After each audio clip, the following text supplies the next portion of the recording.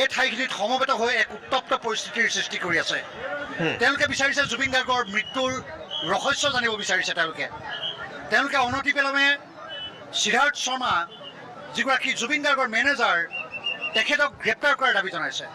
মানুহৰ ক্ষোভৰ উদ্গীৰণ হোৱাটো স্বাভাৱিক, হয়, কাৰণ যোৱা কেইবাটাও দিন ধৰি যিগৰাকী সিদ্ধাৰ্থ শৰ্মা তেখেতক মূল কালপিত বুলি কোৱা হৈছে তেখেতক গ্ৰেপ্তাৰ কৰিব পৰা নাই।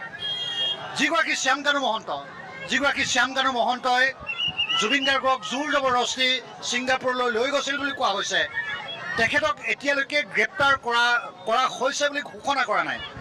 এই মুহূৰ্তলৈকে কেৱল বাদ্যযন্ত্ৰশিল্পী যিগৰাকী শেখৰ গোস্বামী তেখেতক CIDয়ে গ্ৰেপ্তাৰ কৰাৰ খবৰ আহিছে।